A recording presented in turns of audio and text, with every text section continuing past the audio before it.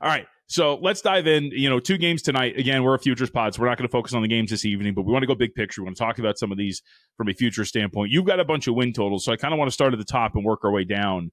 And let's start with the New York Knicks, and then we'll get to some other big topics and whatnot as the season moves along. I know Mitch has some questions about some big money line futures that we can potentially hit, but I wanted to start with the Knicks because I'm morbidly curious about this. I also saw that Yabusele checked in at like 285 on like the official height weight thing, which is kind of crazy. He's giant. But what do we make of what the Knicks have in store and what looks like a very watered-down Eastern Conference considering the trio of Achilles injuries that took place in the postseason last year? Yeah, I mean, I think that the Knicks are going to be a really good regular season team. I'm not sure that I still buy into what they have defensively for the postseason. Like, I think that, having Karl-Anthony Towns out there is a problem when you're trying to think big picture winning an NBA title. But, they won 51 games last year. Asking them to win 53 plus when you're assuming probably better health from Jalen Brunson and just a better bench this year with Jordan Clarkson and Gershon Yabusele, you just said. I think that this Knicks team should be expected to win 53 plus. I think they're built to win regular season games, which is the type of competitors that they have on that team. This was a team that under Tom Thibodeau took the regular season very, very seriously. And I don't think that's going to change this year. I think getting home court advantage throughout the Eastern Conference playoffs is important to them. What's the biggest, you mentioned the defense there, especially with Cat when he's going to be on the court for big moments in the playoffs. Other than that, what's the biggest drawback here or the biggest negative that you have on the Knicks? Because when you look at the team, they absolutely they should be on paper anyway. They're better than last year, and they were awesome last year. I think it'd be like the health of Mitchell Robinson. He was really important to them last year, what he's able to do on the offensive glass and, what he's able to do guarding on the perimeter. Not a lot of players can switch out onto guards like him at the center position. So I think that him staying healthy, playing 60 plus games is big for them in terms of hitting that over. And Josh Hart, that jumper needs to come along too. I know that he's had, some issues as well this year. Said that his shot might not be the same, but it's going to need to be. Otherwise it's going to be harder to play him. All right, let's take a look at some others. And again, Zach Cohen with us here, VSiN.com, at Betting on X. You want to give him a follow up on Twitter. In the Western Conference, so I think that you and I agree and differ at the same time on the Golden State Warriors. I think the peak of Golden State is as good as anybody in the NBA. My concern with them in the big picture is whether or not Jimmy Butler, who consistently misses time, is going to stay healthy. So how do you view this team with a win total of about 47.5? Yeah, I mean, I took the over on that number. I agree with you. Like, it's a little hard to trust this team to stay healthy, not just Butler, everyone. I mean, Curry's had his issues. This is a very old team, but they are really deep now. I mean, I think they did a really good job of addressing their depth this summer. I think Podziemski, being out there to kind of take some stress off the guards is really big. And I think that bringing Kuminga back in the long run, at least for this season, helps them. I just think that there's a lot that he can do in terms of just bringing them energy, and being kind of in the NBA betting guide, I put, a break glass in case of emergency player. If somebody misses time, just, play him 30 plus minutes, roll the ball out to him, run the offense through him. I just think that's going to help them a lot. And I'm really, really high on the Al Horford signing. I probably shouldn't be. A player that age really shouldn't be counted on that much, but you're talking about a team that had nothing at the center position last year. I mean, Looney is a good energy player. I don't think they're going to miss him too much. Horford is, a great 3-point shooter, a really good decision maker, and still a much better defender than he is given credit for at his age. Mm-hmm. I'm assuming that both of you have had a chance to look at Kevin Pelton's projections for the year at ESPN.com, and he is ultra high on this team. He is projecting them for 56.1 wins, and he wrote, I mean, that's absolutely bonkers, right? That's crazy. Right. And he says that when Jimmy Butler, if they had him for a full season last year, they were on a 63-win clip, which is 77%. And he said that their roster grades out with 11 players better than league average, tied for the Thunder for the most. Like, his numbers are so high in Golden State, I actually had to read it like two or three times. I know they were number one in defense once they got Butler, and they were number one, I believe, in opponents' turnovers caused. Like, they just caused a lot of havoc for teams. So I definitely see the upside. It's just, like we're saying, can you trust those guys to play that many games? 56 is a ton. Yeah, that's crazy. When you're doing projections like that, I assume you have to account for some missed time, but that seems like that is not the case for Pelton's projections. That's a very rosy look for the old Golden State Warriors here. All right. Let's hit a couple of the other win totals. I want to kind of have a theme here as we kind of go along. I'm going to get to awards next, and then afterwards some big picture thoughts on some of these teams. I'm wearing the Clippers hat, buddy. I am saying this right now. I always get crap for this. I'm actually very even-keeled when it comes to this Clippers team. People act like I'm picking them to win the championship every single year.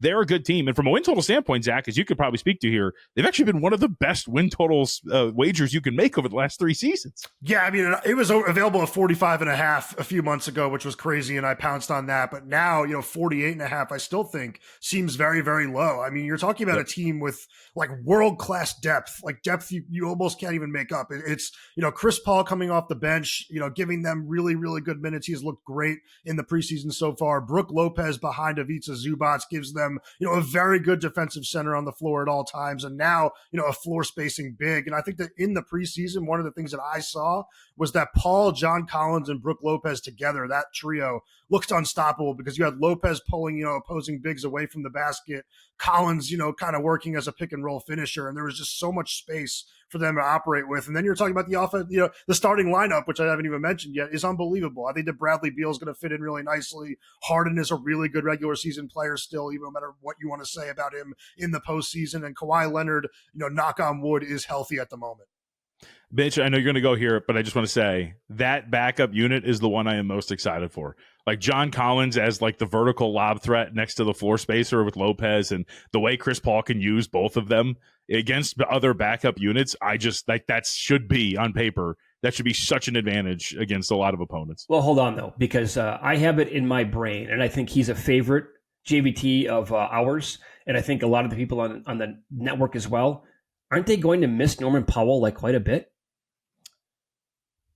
Go ahead, Zach. I'll let you answer that. I mean, like, I really like Norman Powell, but bringing in Beal for like $5 million a year is almost a perfect replacement. I mean, Beal was not good for what the Suns needed last year and still averaged 18 points per game on very, very efficient shooting. It was just a little redundant with him and Devin Booker on the same team, and Beal, maybe his attitude wasn't there, but that's not going to be an issue playing for a Clippers team that, tends to, play the right way and has a really good coach in Ty Lue. I think that Beal is going to slot in really nicely and give them a lot of what Powell did, maybe without, some of the driving, but maybe a little more, creation as a mid-range shooter and a three-point shooter. And I would also add, like, I don't know if this is going to happen. Zach watched a lot of them out there in Phoenix, but I do think that Van Gundy is going to get the most out of him defensively. And I think that is, if like the upside of like peak Beal defensively versus Powell, I think that is an upgrade for them. If you're talking about another guard who can defend relatively well. And given the fact that I'm trying to still find those FUCK shirts online so I can buy one, I think that group and that unit under Van Gundy has been so good defensively. That's going to be an upgrade on that end too. All right. I just have it in my head that I think I have bet Norman Powell like 4 years in a row to win like Sixth Man of the Year. Or most improved, yep. Oh, one or the other. And I can't, like, there's so much stank on Bradley Beal from last year that I can't get that out of my brain, and that's probably a mistake that I'm making. Yeah. Yep. All right, let's go to your other favorites. I think this is emerging as your favorite team. As I converse with Zach Cohen in the Hardwood Handicappers group chat, rest in peace, the Raptors come up quite frequently. And I think that is this going to be like your baby this year? Is this going to be the team that you're psychopathically watching on League Pass every night? I think you're putting some of Kelly's love of the Raptors onto me. I think the Grizzlies are the team that I'm now most invested in a big way. But I do think that the Raptors are going to be a good team this season. I think that over 38.5 wins is a good look. And, we'll talk a little bit about the awards market as well. I just think Toronto, there's something to be said about them wanting to win in a year where everybody else seemingly wants to lose, and they have kind of pushed the chips in with this weird roster that I kind of think is going to be decent. I mean, it might lack shooting. I think that maybe you need a few more three-point shooters on this team. Maybe that's Grady Dick. Maybe it's Jacoby Walter. One of those guys emerges. But I like the length that they have with Ingram and Barnes on the wing. I think the Pirtle's still, one of the better defensive centers in the league. And quickly Barrett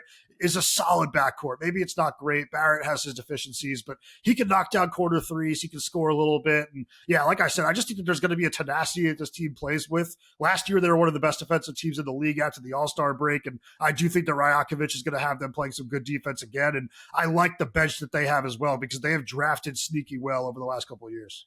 Yeah. JVT, these are the kind of teams that I love in the NBA, like getting on that team the year that they actually make the big bounce. So with Zach, it's going to be Toronto. Obviously, he's going to make a case for the Grizzlies. I have two teams this year. I bet them immediately up the Summer League. Charlotte over 24.5. Yep.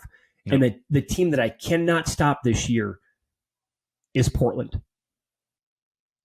I know that you don't have anything on them, Zach. That's the team that I absolutely love, and I think their ceiling is like 42, 43, 44 wins, push for a decent playoff spot. What makes me nervous about Portland is Scoot's going to be out to start the year, and I do think that they need him a little bit. His offensive creation is definitely important. I think he kind of made strides last year as a defender. It's going to be really close. Like, I was looking at that number, and I couldn't decide if I wanted to go over or under, but that team is definitely interesting. I'm really interested in seeing what happens at the center position because I love both Donovan Clingan and I now love Young Hansen.